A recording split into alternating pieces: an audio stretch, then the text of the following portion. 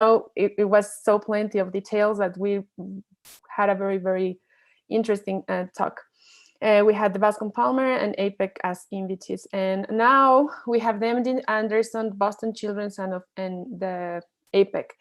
So first, I want to introduce Dr. Gombos. He's a very renowned, acknowledged, and everything you want to know about ocular oncology, he must be somewhere in the history of it. He's a very, besides being a great professional, he's a very nice human being, and he is at the Retinoblastoma Center of Houston and the MD Anderson Cancer Center and the Texas Children's Hospital, and he worked with Dr. Chavez Barrios, that we all love, because she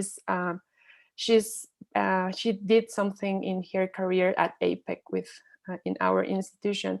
And then we have a Frank Gonzalez. He is, besides being in Boston and being one of the largest cancer centers in the world, he's Mexican, so that gives us an extra amount of proud. And he's at the Dana-Farber Cancer Institute. He's an ocular oncologist, and he's a pediatric retina specialist.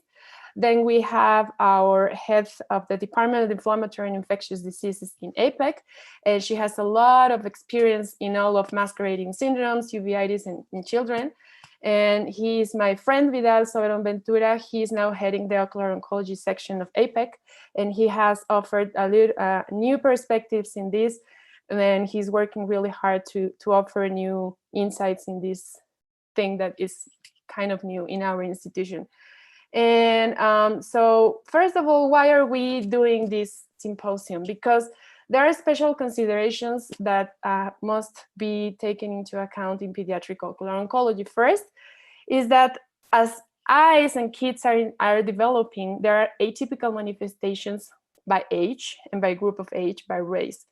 And then because typically and traditionally we have learned that malignant tumors such as retinoblastoma is based on the differential diagnosis of leukocoria. And that is like saying that all the diagnosis of ROP is still a retrolental membrane, because some small tumors that they do not cause abnormal red reflex or neither leukocoria, that we have to think that there are atypical manifestations of retinoblastoma, have vitreous hemorrhage, hyphema, exudative retinal detachments, uveitis, intraocular calcium, neovascular glaucoma, iris heterochromia, and angular lesions and the ciliary body lesions. Also, that only the disease itself and the secondary to treatment, we can have vitreoretinal contraction, glaucoma, and amblyopia. So every type of treatment we decide, we should take into account that if it causes really amblyopia, why putting in risk something, right? So the vitreoretinal contraction can be caused by thermal therapy, enlarging tumors, post-chemo, post-radiation, post-ischemic events, post-anti-VEGF, or inflammation. And importantly, that we have to make the audience to start thinking that pediatric ophthalmology diseases are an entire globe pathology, and sometimes it's involved in genetics. So we have actually adapted in our center a pediatric retina unit where we can have patients that refer to us, studied in the time that they come to us in a special unit, either sedated or not sedated. And we have everything portable, so we can do it in small kids.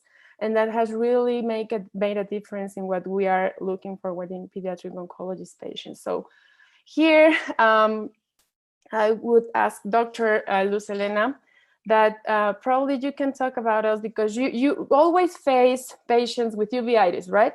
And we would like to know what is your thinking process of patients that present with uveitis that make you think that they are malignancies? What's your threshold for thinking malignant? And please, can you share your experience? Sure.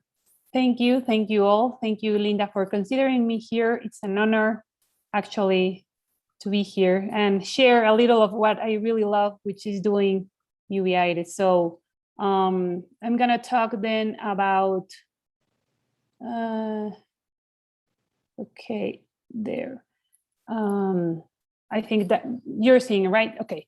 So thinking of kids with uveitis is thinking different than having an adult patient with uveitis, because they're not small adults. So we have to consider many things when we're talking about children. children sometimes can have uveitis and can have like hypopyon, which is mainly one of the things, or vitritis, which sometimes you have to rule out primarily RV, but there are something different that's what I was invited. So uveitis is less common in children than in adults, and diagnosis sometimes also can be challenging. Young children have diseases that can be asymptomatic, or sometimes we have to consider small children which have the inability to tell us what's happening. So we have to think like we always do the algorithm approach doing uveitis.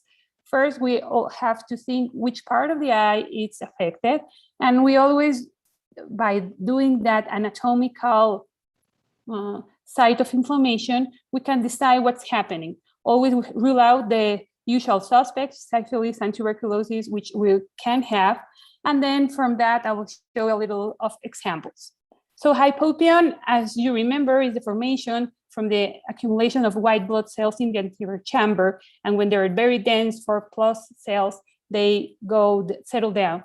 So most of the time when we think of uveitis and hypopyon, yes, we have to rule out some infectious diseases, but most of the time is associated with B27 and Behçet disease. We don't have actually that much there. And I'm gonna not talk about neoplasia because that's the experts here. Then the other thing that we have to think about is vitritis. So there's important things when we are with this in a patient. As Linda told you, we have all the department sometimes it's difficult to evaluate little children. So under anesthesia, we can do all that, with all the portable things. So remember, in a patient who has vitritis, think of it if it's just isolated and all the causes that could make it, if it's a masquerade, or it has something else with it, like a type of anterior, posterior, or panuveitis. So I'm going to talk about the little examples. So toxoplasmosis has to be ruled out in children because we're a country that has a lot of toxoplasmosis, and most of the time is resistant to treatment and it's recurrent. There's a very fine line between what's congenital and what's acquired. Some of us, the older ones, when we started doing medicine, all that it's macula, it's congenital. Actually, that's not the new thing we think about, because it depends if we screening when the baby was born.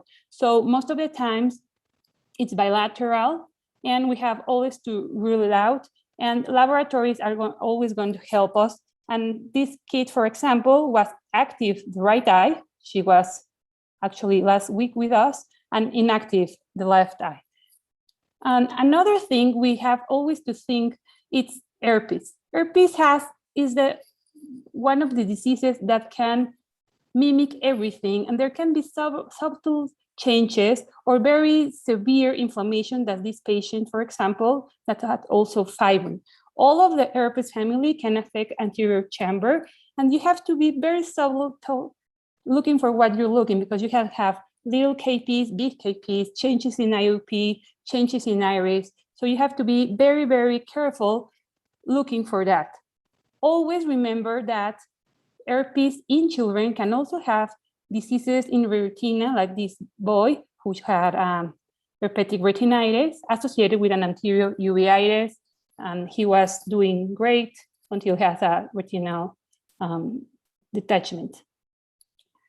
We have faced many patients with toxocara. Remember that it's a zoonotic infection, and this girl is known because she was referred to us a bit of awkward history, but she had an inflammation of the vitreous, as you can see, and some changes in the ultra UVM images. She was not having at that time the granuloma, but actually we saw how the granuloma was formed. So always think of it. And sometimes toxocariasis can present as an intermediate uveitis, as you can see in these patients. You can see the optic nerve there, but you can see also something changes subtle there. Doing the retina angiography, you can see all these changes that correspond like a firm pattern but actually it's a toxocaric acid with positive laboratories. Given the proper treatment, you can see now the granuloma and the eye was quieter.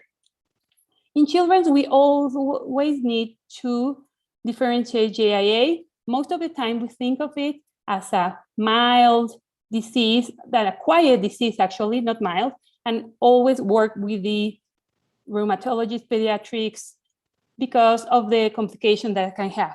But there's another kind of JIA that we have to think of, mainly when there is a severe inflammation, acute, recurrent, and those are the ones that are associated with B27, and they actually are like in adults. So remember this type when you are in front of that boy mainly.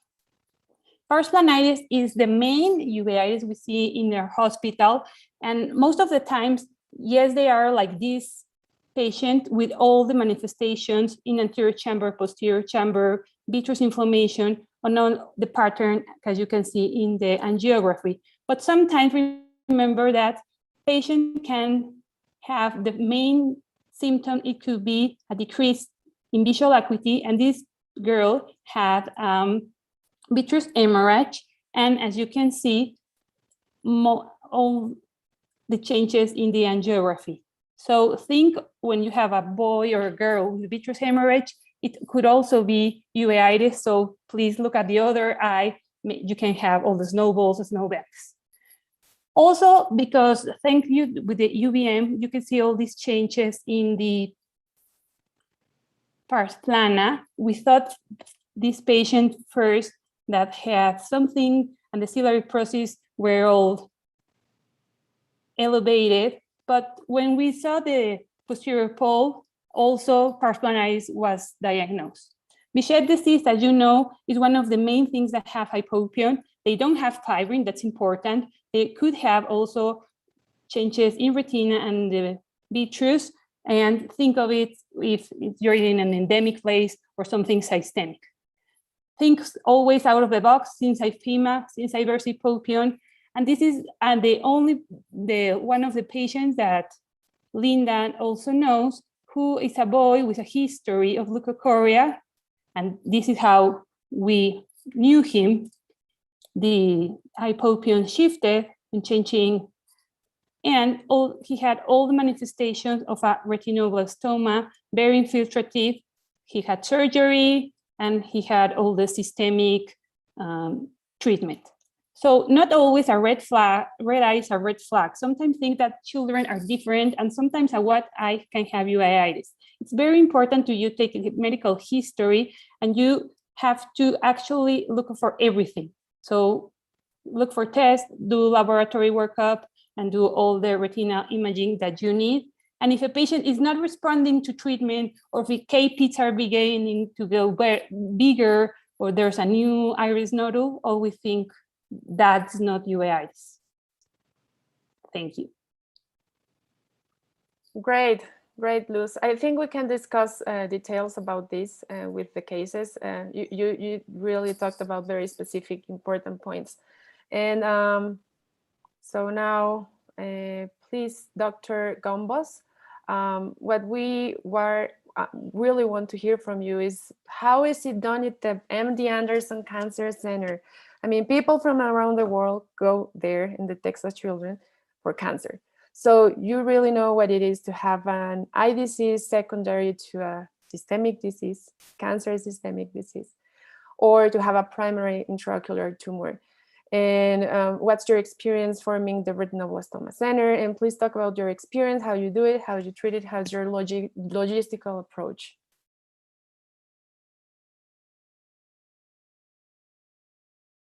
Okay, can you see my slide and can you hear me? Yes. So thank you for the opportunity. I have some disclosures here related to some research funding, but they're not really relevant to this talk.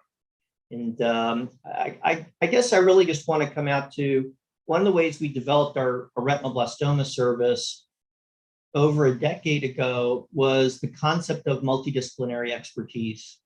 And some centers are very ophthalmic centric when they manage malignancy, but we decided early on that in keeping with many other cancer centers, we were going to have a very collaborative effort.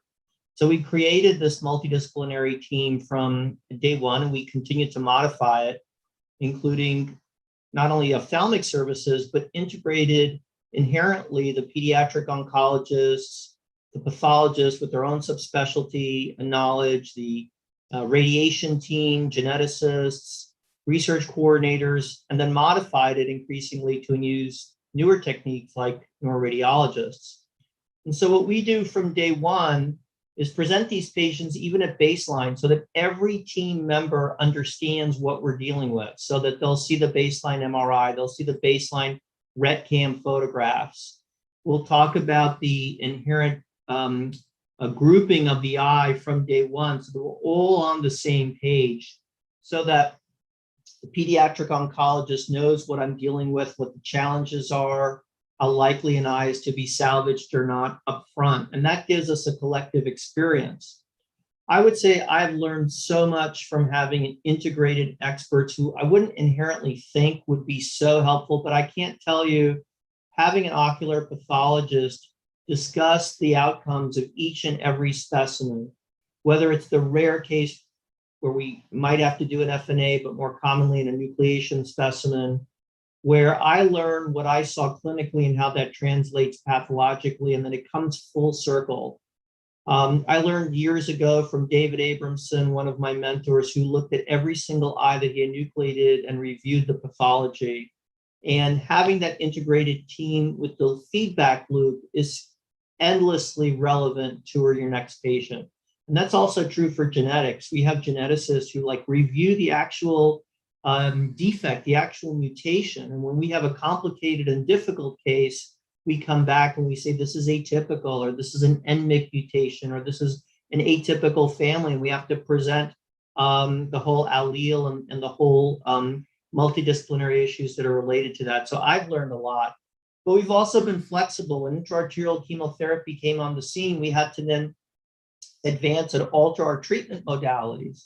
And so we now incorporated a neurointerventional radiologist who goes through the arteriograms after the therapies and says this was a difficult or an easy case. We had good perfusion, we had poor perfusion, and then we correlate it with how the patient responded. And of course, even with intravitreal injections, all techniques that weren't around 20 years ago, maybe not even 10 years ago. And then we added a research arm so that when we were involved in multidisciplinary trials, like the Children's Oncology Group, everyone on the team knew what was going on, and we incorporated research members. And we, in fact, enrolled patients in every arm of the COG trials, all the way from the original unilateral studies to the intraarterial studies that were performed. When I think about working at a place like MD Anderson, I think about all the aspects that is multidisciplinary care. That is a fundamental aspect of these cases. So it takes a village, but that's sort of understood. We bring together medical oncology, surgical oncology, radiation oncology, pathology, and we all think of ourselves as oncologists.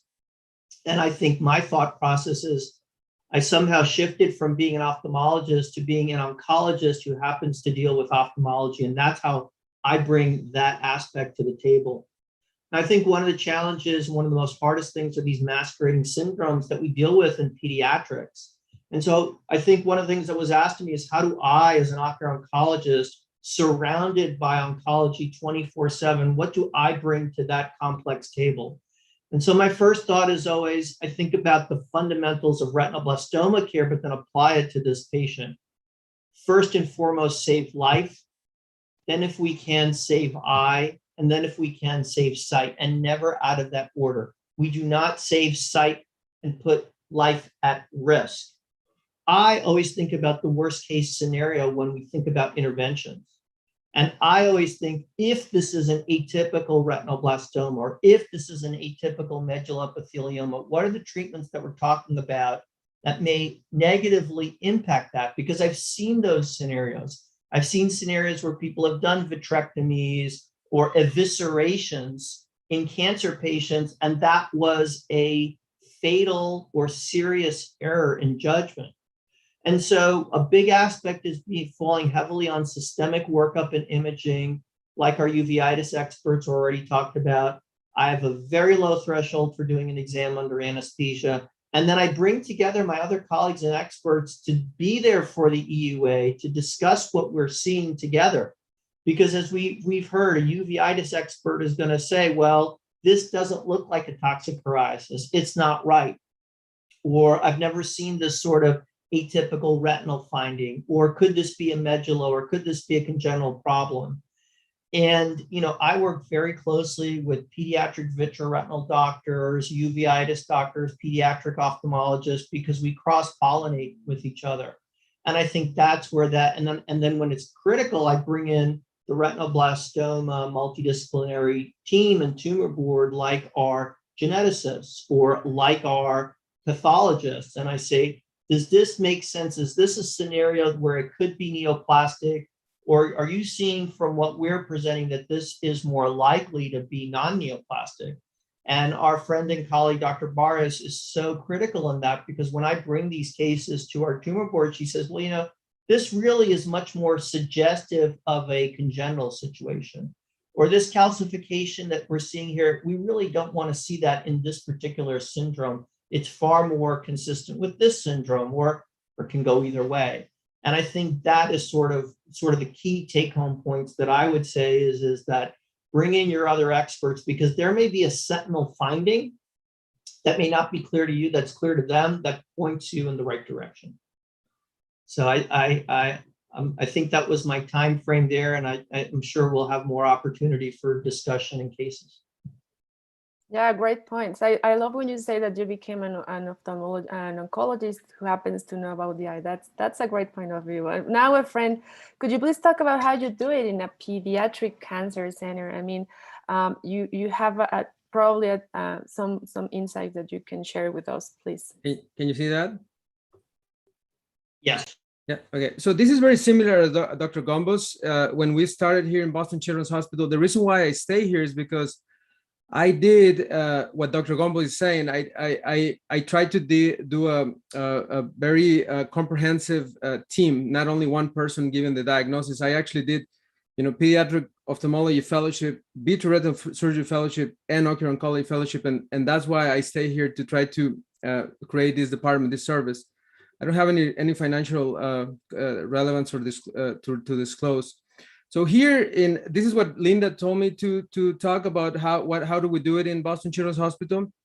It's going to overlap a lot with Dr. Gombos, but basically when a patient comes with an intraocular mass or tumor, we do a workup, and this is what we do. First we see the patient in the clinic. In the clinic, we have, you know, luckily in this hospital we have a lot of instrumentation. So we do, you know, we have fundus camera, we have ultrasonography, that B-scan, UVM, we have wide angle imaging, normal fundus photographs, angiography, OCT, etc. We have Dr. Fulton, who is, you know, the ERG guru. We have, you know, portable OCT, etc. So in the clinic, we try to, the first time somebody refer a patient, we give them an appointment the same day or the next day. We do as much as we can in clinic. That day, I sent an email to the team, that the same team that Dr. Gombos has, we have here. We have the interventional radiologists, the medical oncologists, the geneticists, the hospitalists, and the research team. So that email says there's a patient here with a tumor. We're going to send him to EUA and MRI either the same day or the following day. So once we have the MRI and or the external anesthesia, what happened first, usually the EUA happens first and the MRI the next day. Then we have a diagnosis or a presumptive diagnosis. I'm going to just show you here some of the machines that we have, you know, the Optos, the regular Topcon. We have new tiny cameras that are portable, very, you know, affordable. These are photographs with the wide angle imaging. All of these are cases from our clinic. But as you can see, you know, in kids, I have to say that Optos is a very good imaging modality because it doesn't create a big flash like the normal camera. And most of the tiny kids, they don't like that, but we still try, you know. But Optos is good because it's a laser scanning. So we try. Optos gives us a very good information. We always try to do OCT when we can, of course, and of the lesions that give us a lot of information. And this photograph is actually from this camera, from the one the portable one, the $1,500 one. This camera is a patient that I just took a photograph, and as you can see, it's a little bit of a steep curve, but if you manage it, you can get very good images with a $1,500 camera. These photographs are one with my slit lamp adapter that cost me $100 in the academy. This one is with the one in the middle with a built-in camera from the slit lamp, and this one is just the one in the right is just with a normal camera, Canon camera. So those are the three photos that we usually have. So as you can see, if you're a little bit patient, you can have a very good quality imaging. Now, if you don't have anything, these are all these photos. I take them with my iPhone, and I take them in the clinic. You look right here down in the left. I can actually take the persistent fetal vasculature stock, and I can have like this one in the right. It's a patient with sickle cell, etc. So this is another example of just with my iPhone, this beautiful photos of colobomas.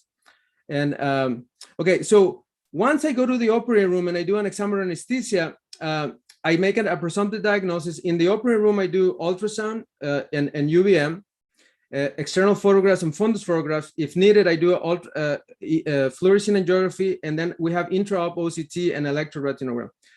Now, we come out of the exam anesthesia with in my head with a diagnosis. So at that point, I call my two colleagues, Dr. Vanderveen and Dr. Shah, who are pediatric ophthalmologists but have done ocular oncology for all their lives, and we get together that same time at that moment, and we reach a consensus within the eye department or the ocular oncology service. Once we have a consensus, then we meet the same day in the afternoon with the medical oncology team, and we do a tiny tumor board where Dr. Orbach, the interventional radiologist, everybody is in that meeting, and we tell them our diagnosis from the eye perspective, and then we see what they think. We give some options, they give us some options, and we try to get a consensus. So at the end of the day, it's not Efren's decision of treat this patient with X or Y, it's the tumor board decision. And that gives the families a lot of comfort, knowing that not only one person is making the decision, it's a whole team who's making the decision and backing up the decision. So, if it is retinoblastoma, then, we have intraocular chemotherapy at the same day or the next day. Dr. Orbach has a slot always reserved for us. Systemic chemotherapy, the surgeons already have the slots for us to put ports, LPs and marrows. Everybody, we have in these 4 years I've been working, we have a very well-oiled machine now, but it wasn't very easy at the beginning. And then finally, here in Children's, I actually can brag that since the patient comes until the patient receives treatment, it's no more than a week. If the lesion is benign, it's very similar. We do the very similar workup, but then we just do the treatment. We discuss if there's a pediatric retina pathology. We have Dr. Mukai in the eye and ear, and Dr. Patel, who is one of their new pediatric retina attending. So we get together, we discuss, and we give treatment. Let me just show you some of this is one of the new cameras. I have no financial relationship with these companies, but this is the new Icon, what is basically replacing or trying to replace the RedCam. It has very good quality image. All these are photos that I took, and this is in the left RedCam, in the right with the Optus with the Icon. So it has very good resolution, but I have found, I don't know if Dr. Gombo has tried, but for flat lesions, it's very good. For very elevated lesions, because of the software and the optics of the machine, it's not that great yet, but they are working on that. And then we have always the RedCam, the normal RedCam that everybody has. This is some photographs that I have taken with that one. We do angiography when we have to. And then just, always retinoblastoma. For tumors that are elevated, RedCam is always better. Usually then I go then to my ultrasound. I happen to have this machine, but there's many machines.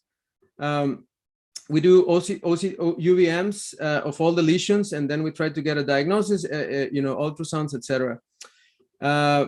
and then, for non-cancerous pathology, always having in a pediatric hospital technicians that are good with kids is very important, because this photograph took a couple of hours to to get that one, So it's not like you just take it at the first at the beginning. And then we use the bioptogen OCT. Nowadays, as you guys know, in all the other lectures that Dr. Gombos and has given, and everybody has, OCT is now a standard of very, very important for retinoblastoma, at least to see tiny tumors or to actually assess treatment. So, for example, in the right here, I have a lesion that just with my indirect, I thought it was a flat lesion, and I do an OCT through the lesion here in the bottom. And you can see that there's tumor actually on top of that. So I laser it, and on the bottom right, you can see the laser, actually the hyper reflectivity of the lesion changes. So you know that you did it. And then, the same cryotherapy for peripheral lesions, intraarterial, intravitreal chemotherapy. Now we have vitrectomy with integrated OCT. And that's a very debatable topic, doing vitrectomy for retinoblastoma, etc. We can talk about that some other day, but we have it available. Laser treatment with, 532, 810. Brachytherapy is rare that we use it in kids nowadays, but I have a 13-year-old kid with a melanoma, so I did use it every now and then. I use it a lot in adults for my melanomas and all my other tumors. And nucleation is always it's not a failure of treatment. It's always good to have it at hand. And then just in terms of masquerading, just to finish this is a patient that has a 9-year-old girl that has these lesions in the anterior chamber. And for a full month or so, they were treating her, the referring doctor, as a uveitis.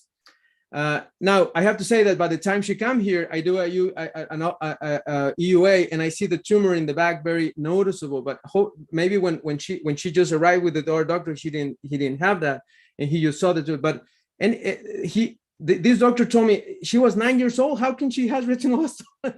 So always think out of the box in terms of oncology, right? I mean, I know that it's not usual to have somebody above 3 or 4 years old with retinoblastoma, but it can happen.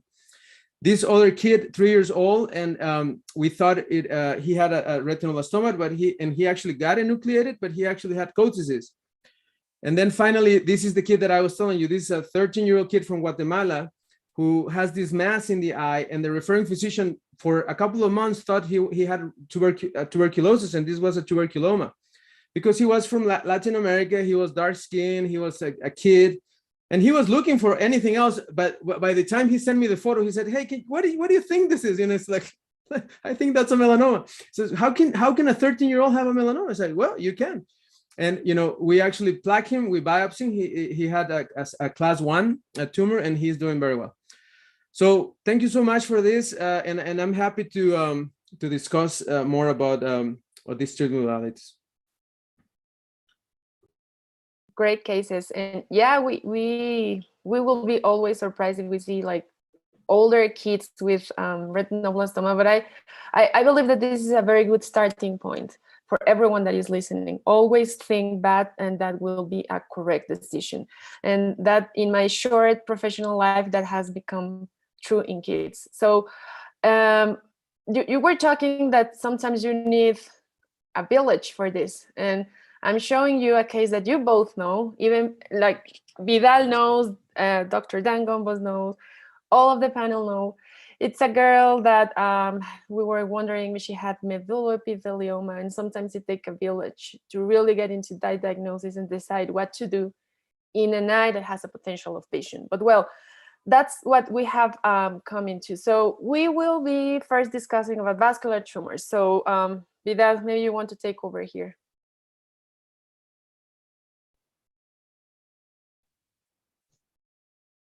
Oh, thank you, Linda. I think we talked about some of these cases, and I mean, first of all, thank you to Dr. Gombos, Dr. Concha, and Dr. Gonzalez for such great talks. And this is a very diverse set of diseases, and it's just it's a hard thing to try to cover all this diverse pathology in such a quick time. I just wanted to share a couple of videos regarding the treatment of vascular peripheral lesions. I know this must be a very commonplace for Dr. Gonzalez or Dr. Gombos. So this is just showing a little bit of a patient with von Hippel-Lindau disease, for whom we did a cryotherapy with the triple freeze, like the triple freeze and thaw technique, right? So here you can see how it's very hard to see to actually get the lesions apex to get white, right? To get some of the eyes. So most of these cryo lesions, they took about 20 or 30 seconds for it to actually cover the entire lesion. And you can see right here in the video how the pars plana is actually the one who's letting you know that you're on the correct site. Other key points is that the vascular tumors, actually they get swollen and they get a little bit redder after you've treated the tumors, right? But some of the larger tumors, I just wanted to say, it's hard to get them to sort of freeze at the apex. And I think there's a case that you had, Linda. I don't know if that's coming afterwards, about von Hippel-Lindau case that had the intraocular tumor, right, like next to the optic nerve. So we will be first showing the videos, and then probably you want to here.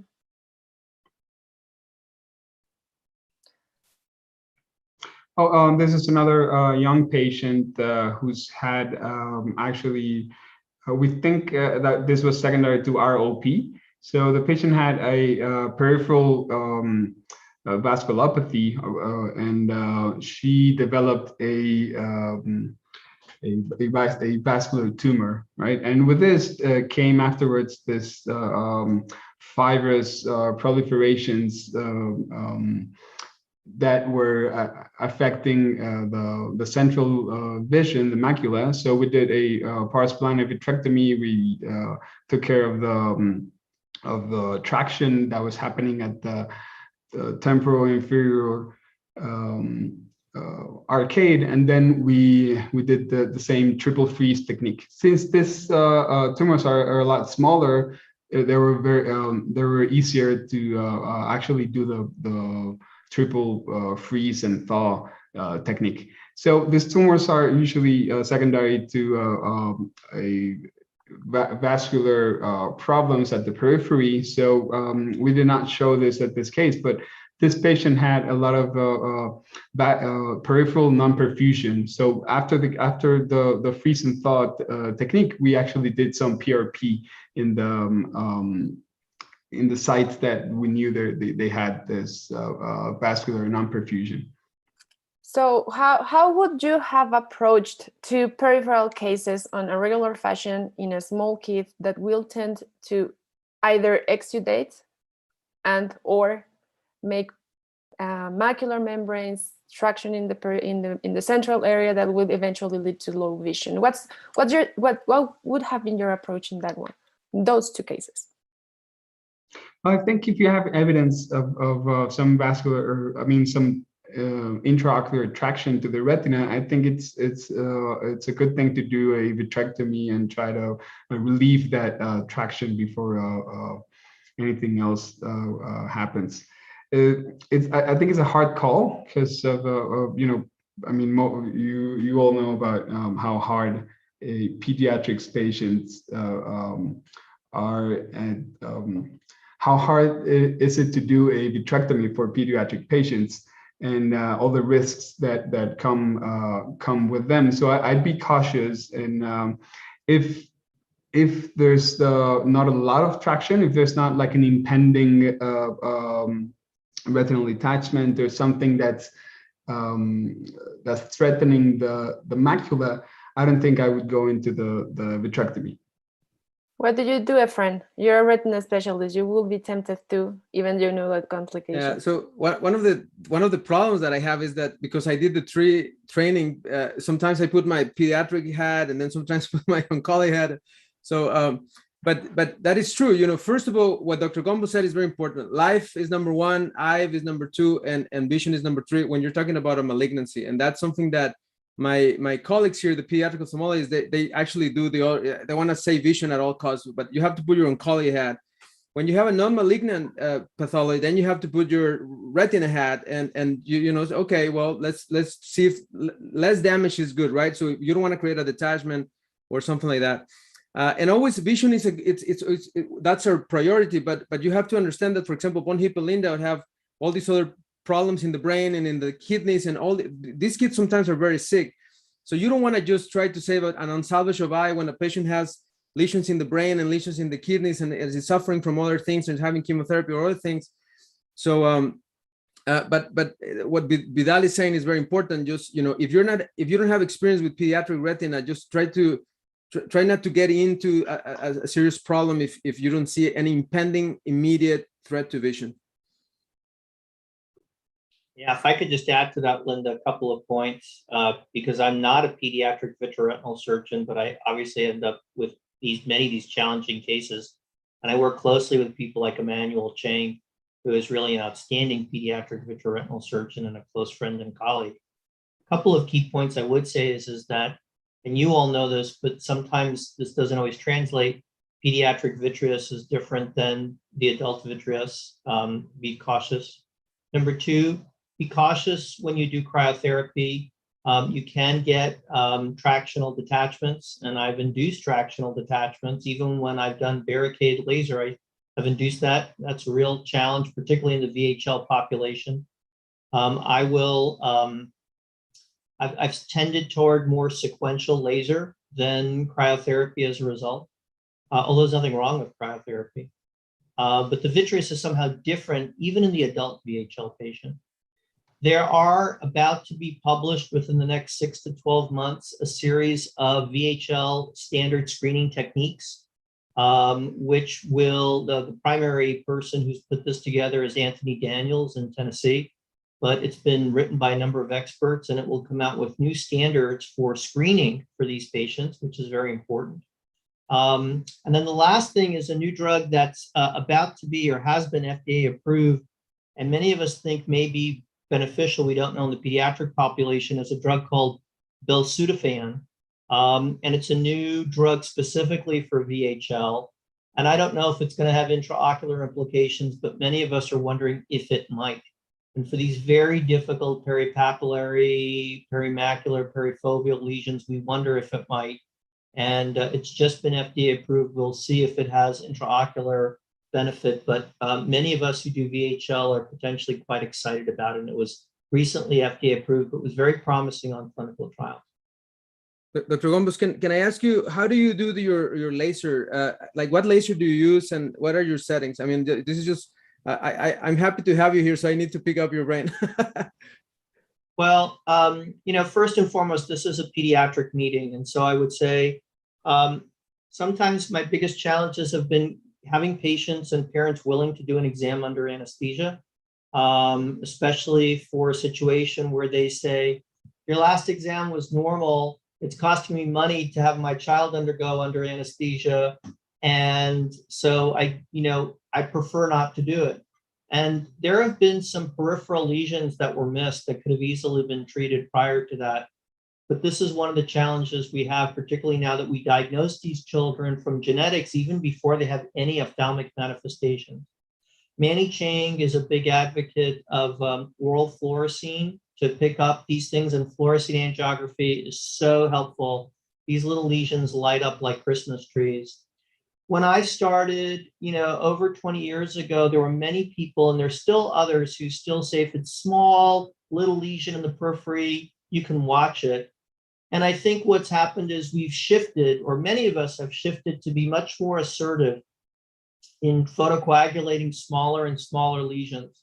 So I wouldn't say it's wrong, but I'd say if you're going to do that, monitor very closely. But in my practice, have become much more assertive. If I see a small little peripheral lesion, I'm far more inclined to laser it if the patient is in agreement to do so. And again, angiography, wide field angiography can really help pick up subtle things that you might miss. Now, I use the 532 nanometer laser.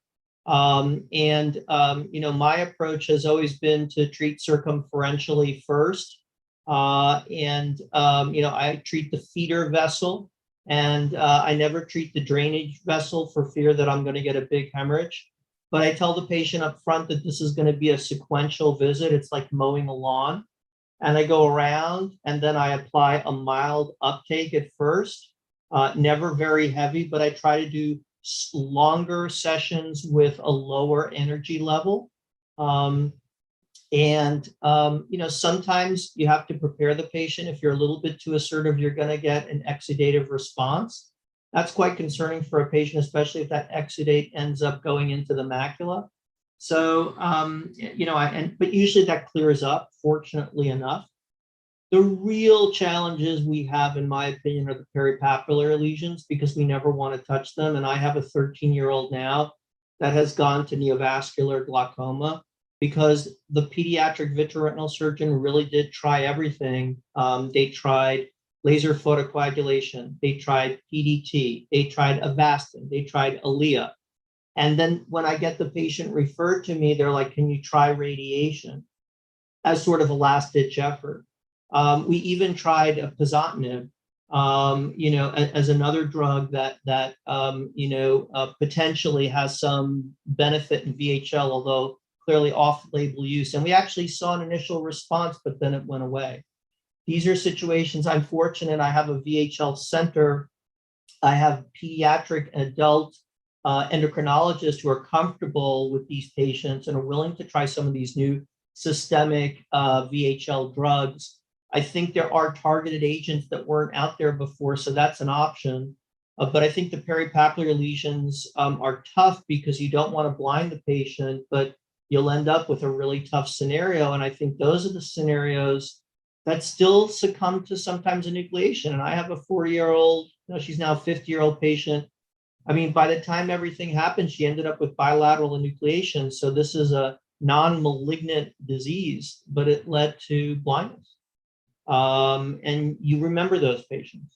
So the biggest point that I would say is I have shifted increasingly toward being more assertive. I have shifted toward more laser photocoagulation, and I've shifted toward sequential early laser photocoagulation with the assistance of angiography guidance. Great points. And something to start talking about these second cases, because family matters here, because a kid cannot be treated without the consent of the parents. So for example, this case, it was during the time I was working in the Pediatric National Institute that was referred to us in APEC. So mother with multiple tumors, uncles, brothers, fellows, and sorry, not fellows, brothers. And so sick family, right? So this kid comes to me, he was with an esotropia. And so we decided to do a stepwise approach. As a pediatric retina specialist that I also do this type of tumors, I'm also inclined to the stepwise approach that I was trained to and that in my practice I do. And that has actually helped. I don't know if it would always help, but what you're saying is that a stepwise approach is kind of helpful. And maybe this example can exemplify, can show the way we were thinking. So we first tried, and I would like to know if you have experience on oral propranolol. I know a friend does, I know Vidal does, but let me show you this case. So we shrinked first the tumor and it beautifully shrink the optic nerve head tumor, but with vitreoretinal contraction and a peripheral TRD. So obviously we know that any type of therapy will lead to this. Whatever we do will lead to this. And we know that the bad results in VHL is because of this.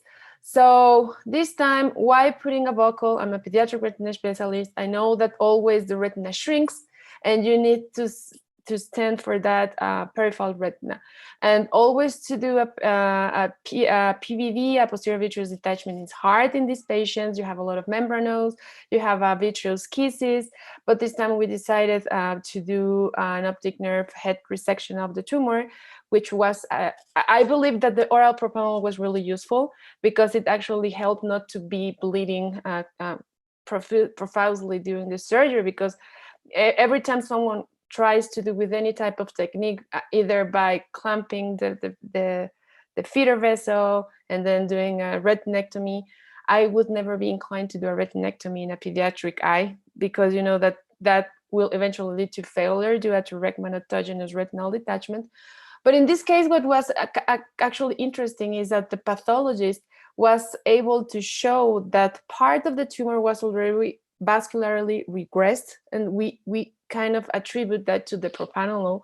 And there was another section close to the optic nerve that was still very vascular. And happens that after the vitrectomy, the retina was attached.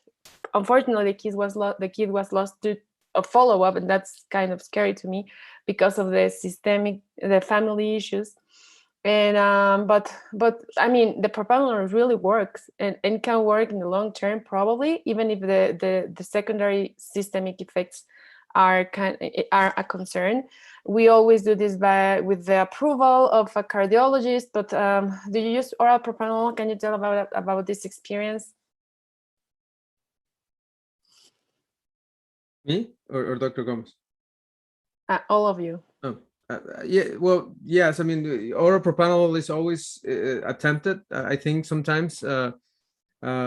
My question actually to Dr. Gombos is there? Do you guys have any experience with intravitreal propranolol? I know there's a couple of case reports, and I have read a few papers about it. I don't have any experience, and I'm always a bit cautious about injecting those sort of agents. And that's definitely something that I'd be asking around and asking the pediatric ophthalmologist, what have they heard in those experiences? I also think that, again, we're crossing the threshold of what many adult people do, but it's a different world in the pediatric world. And oral propranolol is very ubiquitous. I mean, they certainly use it for, Sturge-Weber and facial hemangiomas and those sort of things as well. And so there's a comfort level with those medications.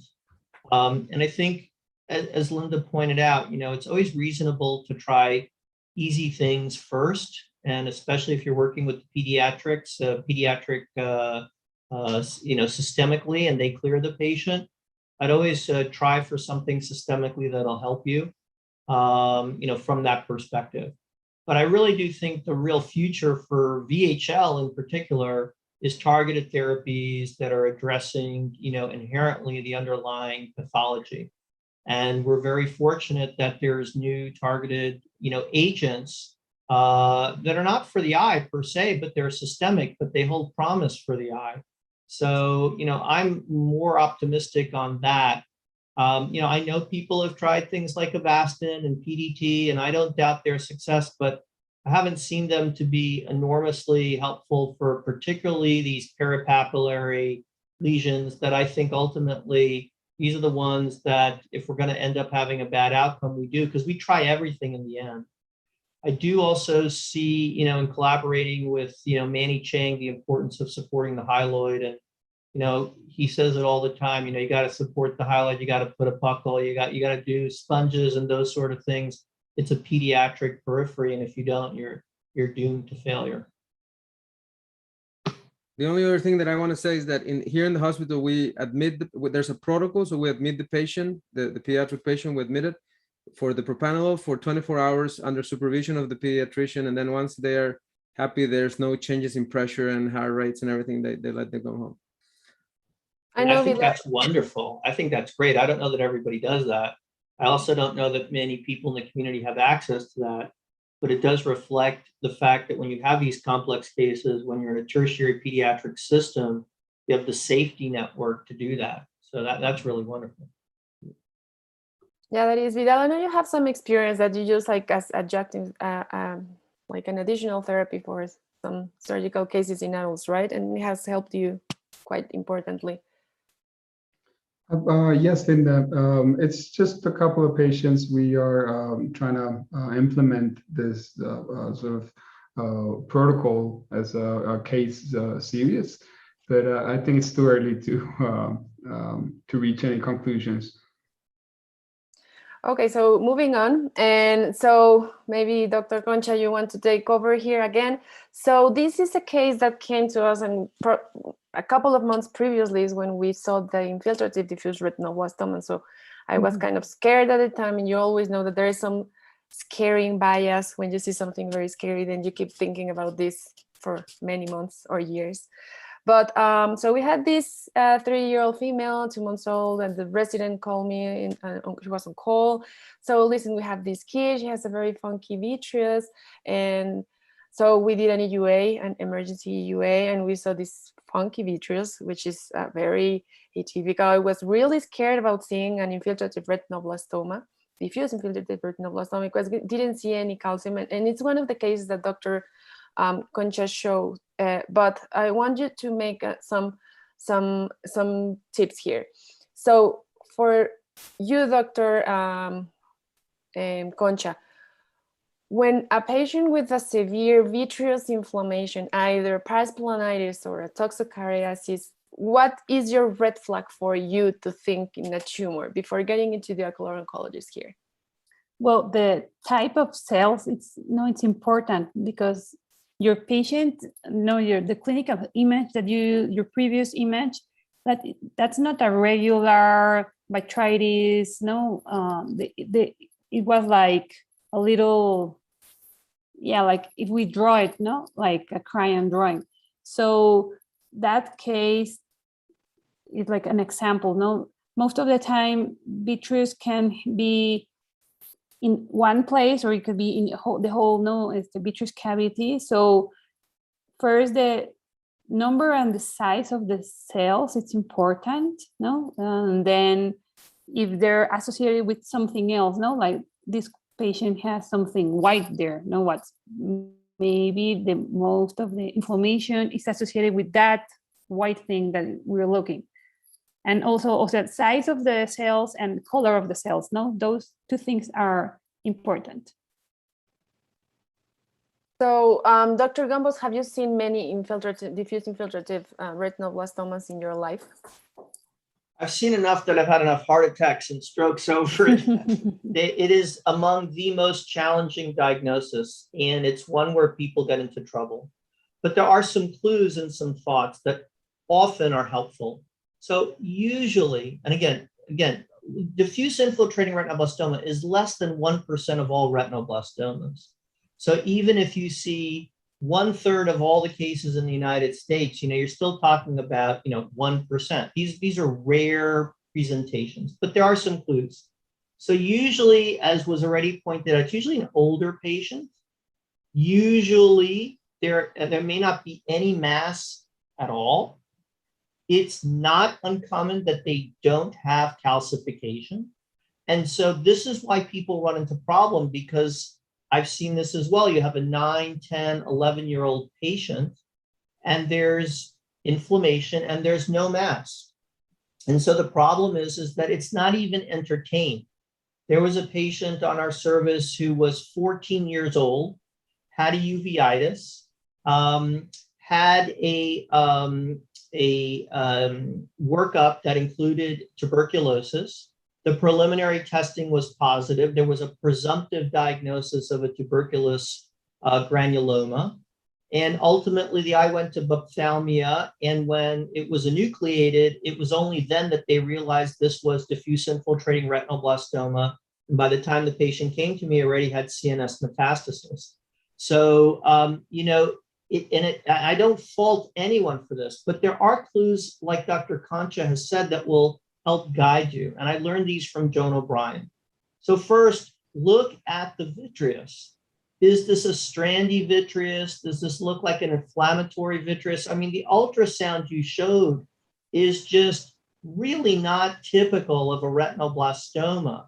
It just looks reactive, right? I mean, it just looks like there's a lot going on in that eye. That's the first thing. But Joan O'Brien once told me, she said, look at the cells. Do they look like a morgula? Do they look like a ball? Do they look like they're clumping? Or do they look sort of like little individual cells all over the place? Because if they're clumping, that sort of leads me to the diagnosis of a neoplasm. In this case would be, like a retinoblastoma. I had a patient also, and like Dr. Gonzalez, was treated for inflammation for over a year with topical steroids. And the patient was in pain and the steroids helped. And then only when the pain was intractable, and I think he was 12 years old, did he have, an anterior finding. And the clumping in the anterior segment just looked like more neoplastic than in fact, infectious or inflammatory. And the challenge here was he had pain, but he had pain because he had ischemia, and the steroids were helping the ischemia. And we saw that all once the eye was enucleated. But this is, of course, the scenario. And the other key point, this was brought up earlier, is I've seen a lot of biopsies to rule out lymphoma, primary intraocular lymphoma. Now, because I work on the adult side of things, I have a whole practice for adult intraocular lymphoma. You don't see a lot of pediatric intraocular lymphoma, let me tell you. So I'm always telling people, be cautious when you're going in to do that biopsy to, quote, rule out PIOL in a child. Because PIOL in a child really is not this scenario here. You need to think of other things. But I think when I see this sort of intense inflammatory response, I often think of toxo. And that's sort of one thing that comes to me. And if we do a biopsy, and we sometimes do, we do vitrectomies, again, because we have that tumor board in place, we have all the safety mechanisms. So when we do an anterior chamber tap to consider retinoblastoma, we just don't do a tap. We have the patient's parents ready that if this is retinoblastoma in the anterior chamber, we're going to enucleate the patient. We have the ocular pathologist ready immediately to do a fresh assessment there and then. We put in a small gauge needle and do cryotherapy and all the safety mechanisms to address it, because you can potentially do these things, but you've got to do them safely. I have a colleague in the country who went through all this and unfortunately did a vitrectomy on an eye with retinoblastoma. It happens. But today, even under those circumstances, that child can still be cured. And we've learned from the Children's Oncology Group that short of metastatic CNS disease, you can still cure a lot of these patients. So I'd say, again, that correlation with pathology, with uveitis, all the right people seeing the patient before you do something surgical will still get you to the right diagnosis, usually. Okay, so moving on. So retinoblastoma, I didn't make a big side of it because we can talk like 5 hours only about retinoblastoma. So let's say what happens in Latin America, because most of the people listening will be from Latin America. We have limited options of treatment in the public sector, and that's important. So the options of treatment means resources scarce. We have some local regulations that prevent us to doing some innovative therapies that now are the standard of care, and obviously the socioeconomical status. If we know ahead of time that the patient will be lost, we have to do surgery and just stop trying to salvage the eye if we're not going to save the life of the kid. So this is the left eye. So this is unfortunately some of the cases, many of the cases that we see here. And I really thought I wouldn't be seeing these cases, but this is what happens in Mexico when we receive a lot of these cases. So we see a lot of E with septic cellulitis, and in the surgery, I'm talking about the left eye. There are two different patients, and optic nerve, positive optic nerve at the cut, and every attempt you do radio, transplant, chemo, high dose chemo, again, radio, and kids don't really make up CNS affection of the retinoblastoma. So this is one scenario, a typical scenario where in Latin America, oncologists, they do have a lot of experience, unfortunately. And that's in large centers where traditionally we have big people doing things there. In the Pediatric National Institute, the General Hospital in Mexico, we have great institution that has done this for years, and they really teach us as a new center. But we are actually moving forward to the salvage therapies, because we are kind of privileged of the situation we are working on, and we have worked with collaborations that we're trying to attempt salvage, not risking kills life, and this is very important because that's our reality. So we also see the unilateral group C, but happens that the left eye is a very poor individual and the right eye is a kid of a doctor. So that's the situation in our country. So one, you have a positive optic nerve, and the other one was initially treated with IAC, and that's important. So I know that you have most on the right side of the screen. The reality is more towards there, but I know as a cancer center, you also see the other ones. But I want to focus on some things. Efren, you really mentioned about OCT. So we know that OCT is not available everywhere, but we are now facing some experience because we do have a portable OCT in our center.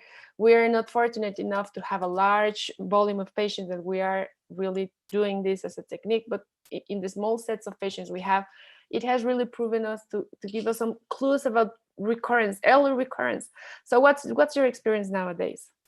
When I was a fellow, we started using the OCT, the first one, and that's when I did my first paper as a fellow about that. So there's three things that we use with the OCT. One is when we have a baby that is born from a mother that has, or a parent has retinoblastoma, and we know that the patient has the gene mutation because we did, prenatal evaluation. So those babies are born, and what we do here in the hospital is the protocol Dr. Galli teach me. So we do scans in the posterior pole with the intraocular portable OCT. The tumors at the beginning are in the posterior pole when the baby is very tiny, and then they start appearing in the periphery as the baby grows. So we try to scan the posterior pole to see if we can see anything.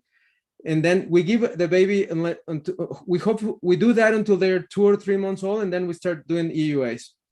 And that's in a way to try to see if we can scan something intraretinal that is not visible, that we can actually go on laser.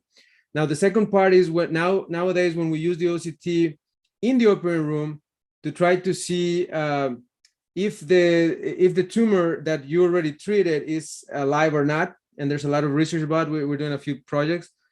And then finally, there's the other modality where you try to treat the tumor. So take an OCT, treat the tumor, and then try to identify changes and then take another OCT through that lesion after the treatment was done to see if. So those are the three things that I think OCT is doing right now. But OCT is key right now. We do it in all the patients, every single patient. I don't know what Dr. Gombo's experience with that is. So I have an OCT. I have the Bioptogen. No financial involvement in that. First thing I'd say is that it's a bit of a cumbersome machine. Takes a while to learn how to use it. You do have to extend your time with the OCT if you're going to use it. So it adds some time from that perspective. The scenarios where I have found it helpful is if I'm a parent asks me what's the visual potential, and I want to sort of see where we are with the fovea. Do I have a good foveal pit? Especially, sometimes, as you laser fairly close to that area. You want to have a good sense. Occasionally, I've also found it quite helpful when we have lesions where we're considering other diagnoses. Astrocytic hamartomas versus RB, those can be quite helpful in the differential. So I think sometimes when you have a lesion that you're not as certain about, you'd like some additional information. You want to look at the layer which this is occurring in. I think that's sort of a helpful aspect. I think those are the scenarios where I have sort of incorporated it. I use it on an as-needed basis. I don't routinely get an OCT. And I think part of that is just, I think about how much more information I'm going to get from that area. And I think, again, if you get the best images in the posterior segment, it's not as ideal for the periphery. It's harder to get the periphery. So after the child has sort of grown out of that unique period where you're going to get macular lesions, it sort of loses its benefit in sort of picking up these asymptomatic lesions. I do have to say, though, that sometimes in the very, very young patients, if you don't get to these lesions when they're very small, they can be really hard to treat.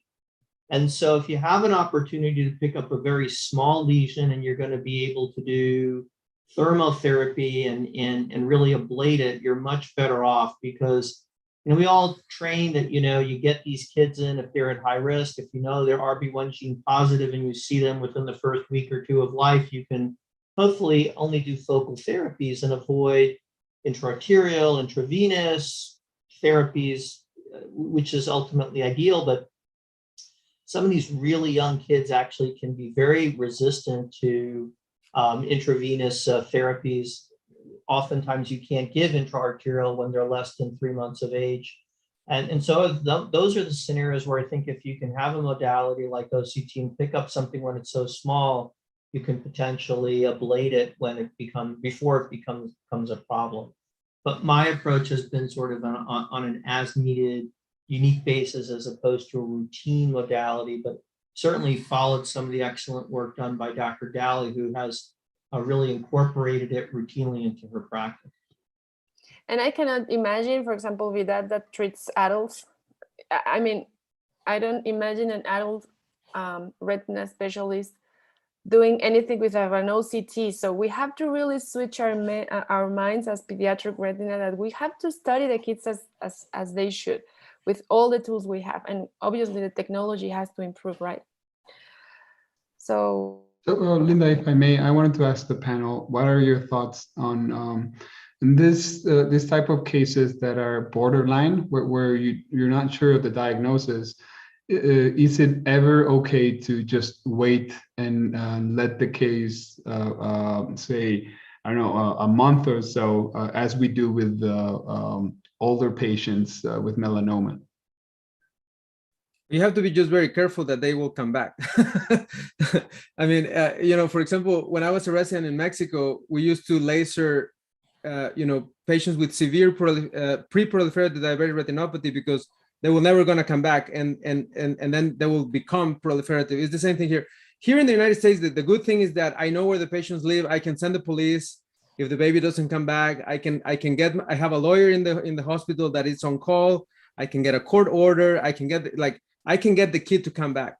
So I can always follow them if I know they were going to come back.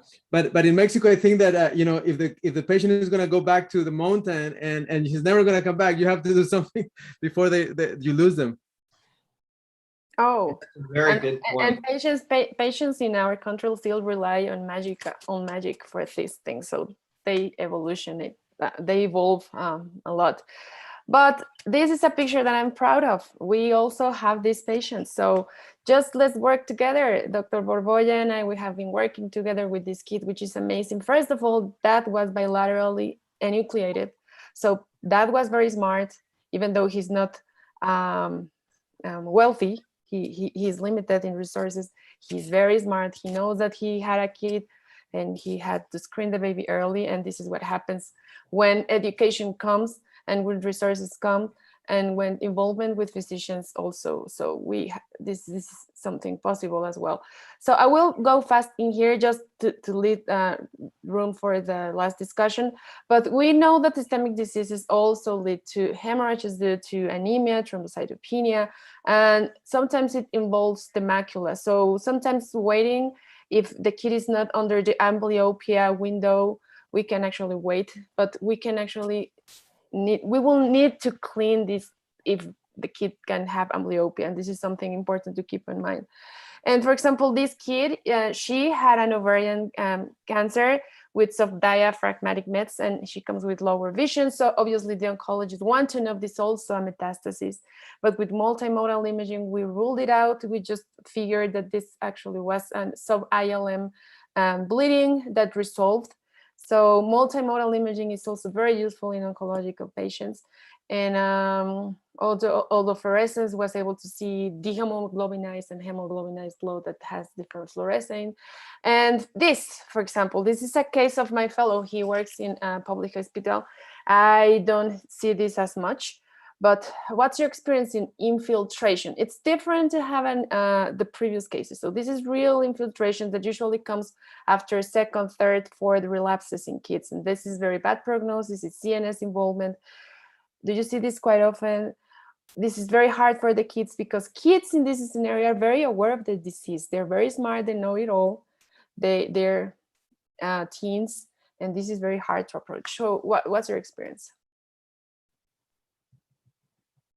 Well, again, this is where I sort of cross the adult and the pediatric world. And we get often requests for intraocular involvement of the leukemia, and more often than not, adult pediatric, it's the thrombocytopenia and the pan coagulopathy that leads to hemorrhage, and 99% of the time that's the case. And true leukemic infiltration of retina choroid is not common, but what is definitely occurs is leukemic infiltration of the nerve. We tend to see these in these patients who have relapsed after multiple recurrences. I have to say it's not common that I see it in the pediatric world as much as I see it in the adult world. But if there's one thing that I would say that people really need to keep in mind, not only infectious, not only neoplastic, but infectious etiologies, because these patients definitely are at risk for fungal causes as well. So I would always keep those things in the back of my mind. I think a year ago, they presented a child like this at the Baylor Grand Rounds that ultimately, needed biopsy. But the first thing, I have a low threshold to get an LP. And really, an LP, a quick LP in a lot of these cases, LP MRI is critical. And of course, the challenge here is a lot of time the diagnosis gets delayed, but this is, an emergency. This is something that needs to be assessed right away with urgent radiotherapy. And you have to impress upon people the importance of urgent LP, urgent cytology. 2 days from now is too late. If you're that concerned, the LP gets done that night and the cytopathologist comes in and you get the cytology, within 12 hours, and radiation oncology is on board. Urgency is key.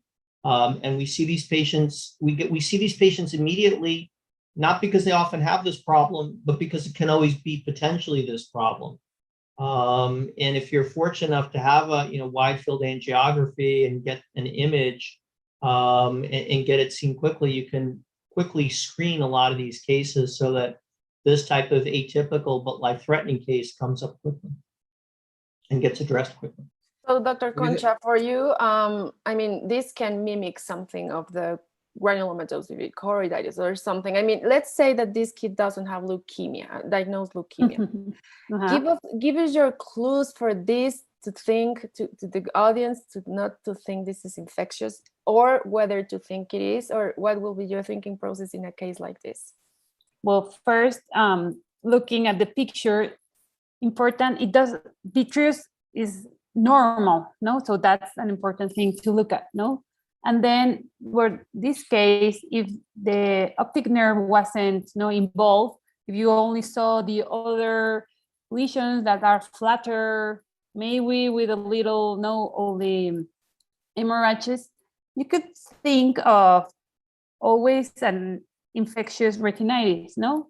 But it will be very, very strange for a child to not have any vitreous inflammation. So he or she should be with very low levels of lymphocytes or everything to be like this, to be like a porn, kind of disease or a CMV, which can be found in children, but they have something else. They have cancer, they're with immunosuppression, they're with something. And well, this lesion is obviously coming out from the optic nerve, and it's all the way, as Dr. Gambos already told us.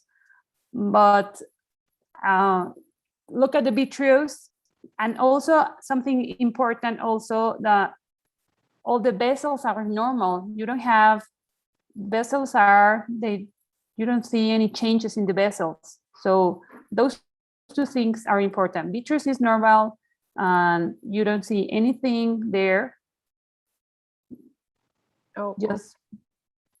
I think those are great points. And you mean by normal vessels with vasculitis, right? Like Yeah, no vasculitis, exactly. Sorry, because it's raining very hard here, so it's worse. Yeah, vessels are normal. Yeah, no vasculitis, no clinical vasculitis. And if you have a little vasculitis, you can have a little vitreous cells inflammation. You don't have anything here. Vitreous is clear. Okay, and also I would like to add that always consult in any case a uveitis specialist if you're really suspicious of something else. But listen, this looks malignant. Okay, so people just remember that even if it's primary, think malignancy, and be very careful when you talk about this in a kid that has been without cancer for a while. This is very painful for the kid when they know that this is coming back. So it's very important, the communication. So moving forward to benign tumors. So we have complications of benign tumors by enlargement, by subretinal fluid, by bleeding, by tractional retinal detachments, as we previously spoke. So this is a monocular patient with a fellow eye, with a microphthalmia, anophthalmia. He doesn't have an eye. And we have had the full systemic genetic workup, MRI and everything, nothing coming. We didn't really know if there's something, but initially it looked like it's a choroidal osteoma. It is not a choroidal hemangioma. We can see the shadowing in the B scan, and it was a choroidal osteoma, but it was enlarging. So what's the available option? So this kid, this is a specific thing.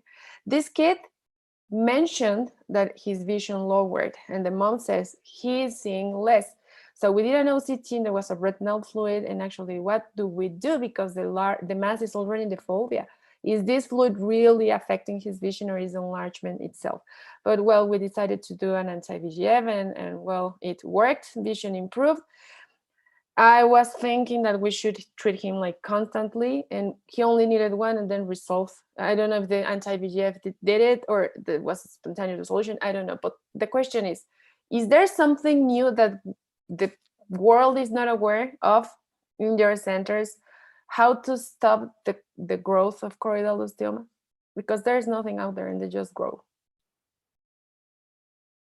Besides lasering the fovea or around the edges, or what do you think? What's any option? What's out there? Dr. Gombos, have you ever radiated them?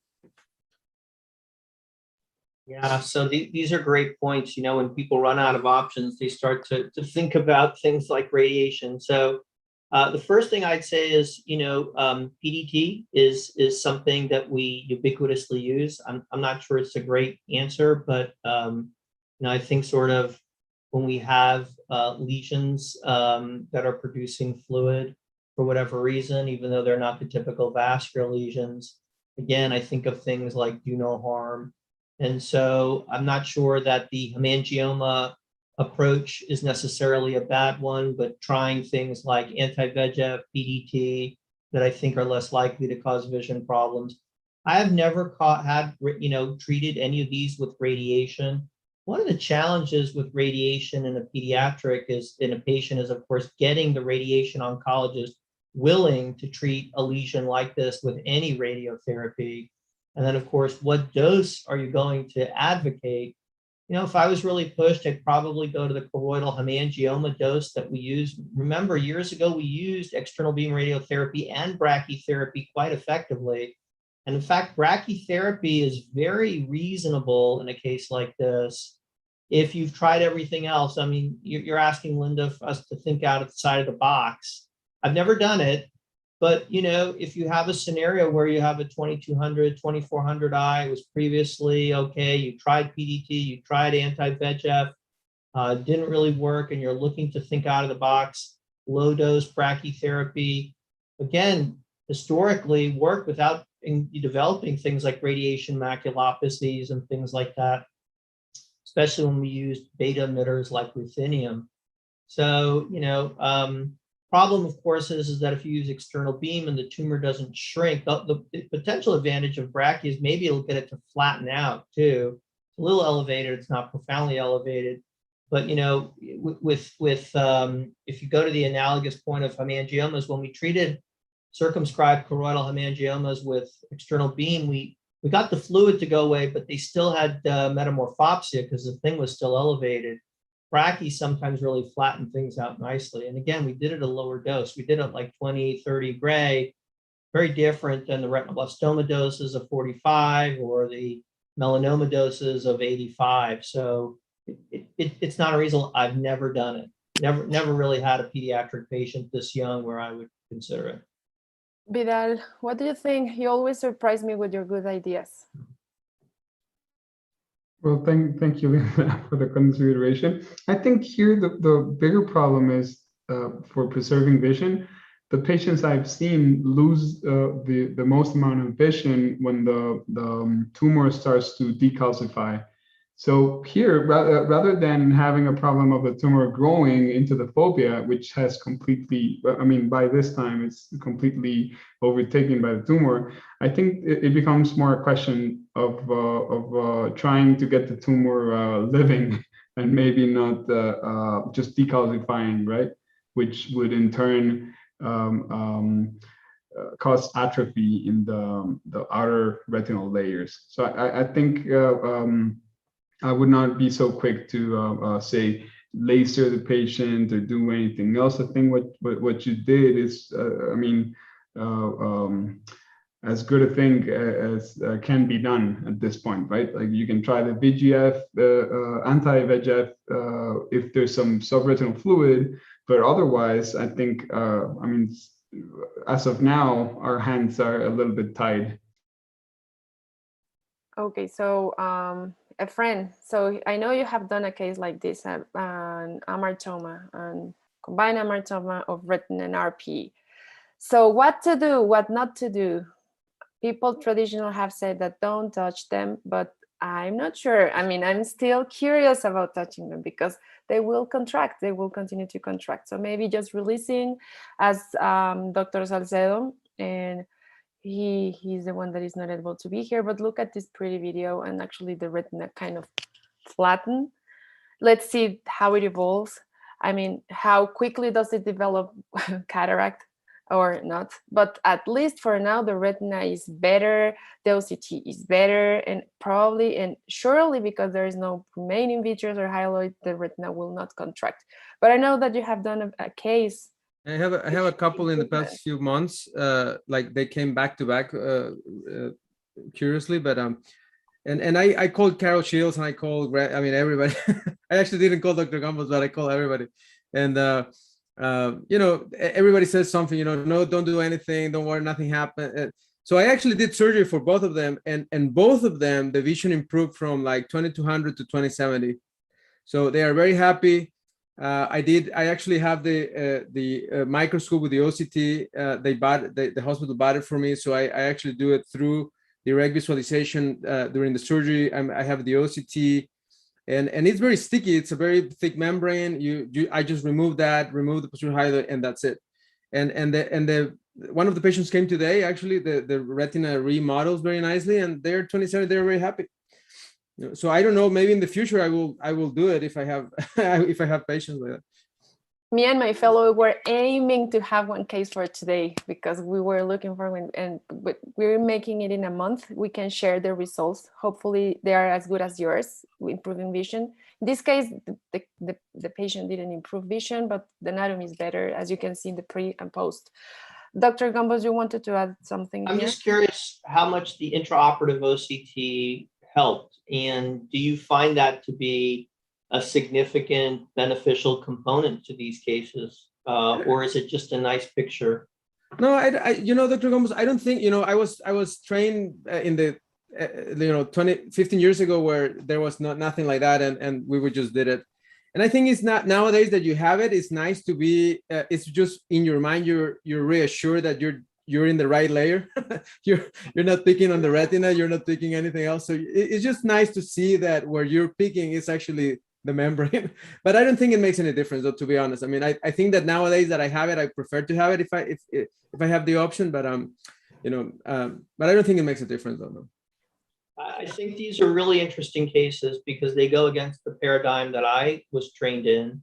And if we're really starting to get series, and I would encourage you to put your series together with Linda's and others.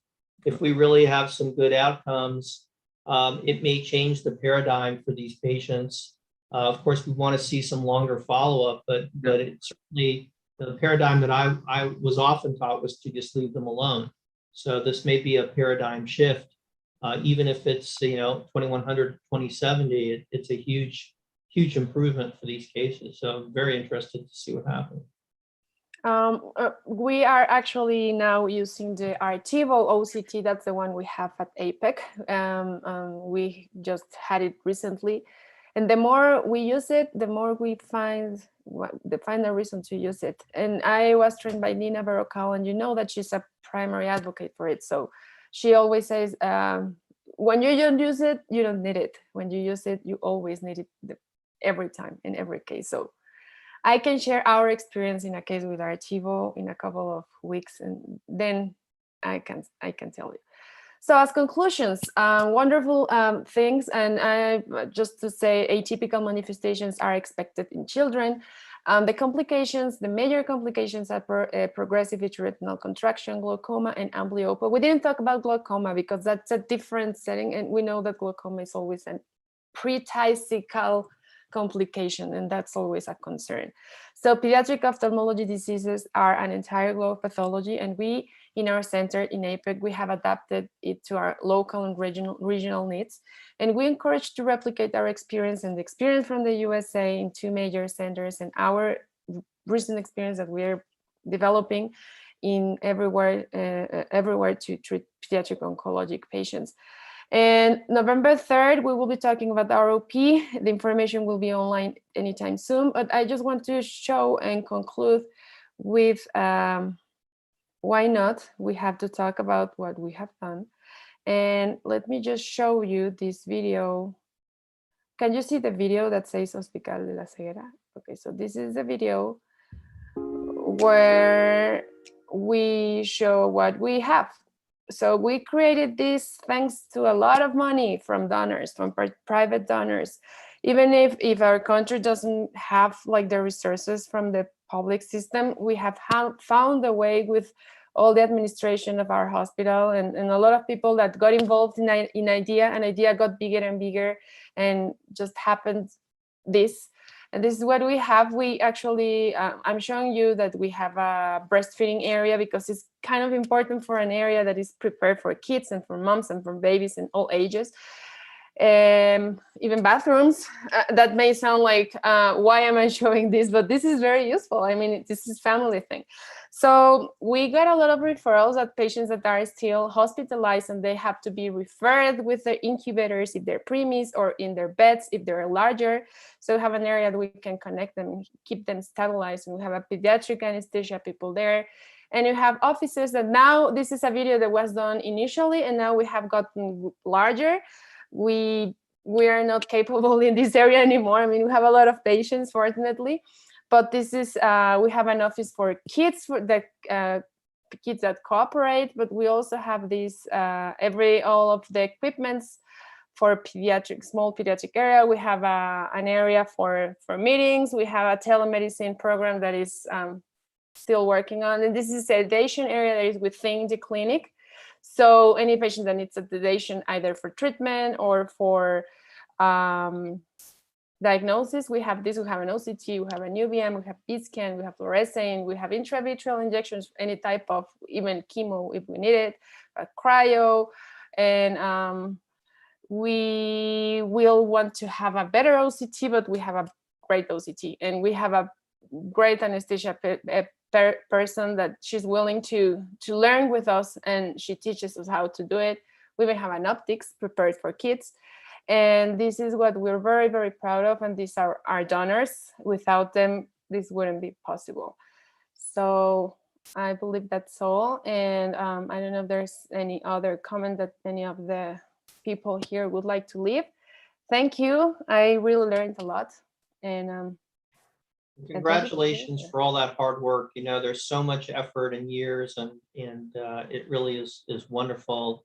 to see that and how many patients will and families will benefit from all that collective hard work you've done. So it's really hats off to all of you.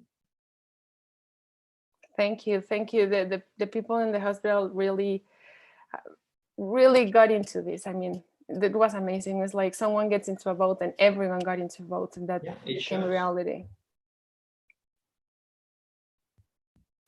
Well, hope you can join us. I hope you can visit and get to know what we have done. And thank you, Dr. Gombos, Dr. Gonzalez, and Dr. Concha and Vidal. It was great. And thank you everyone that was here. Thank you, guys. Andres of Tumor University, thank you. And hope to see you on November 3rd. It's about ROP.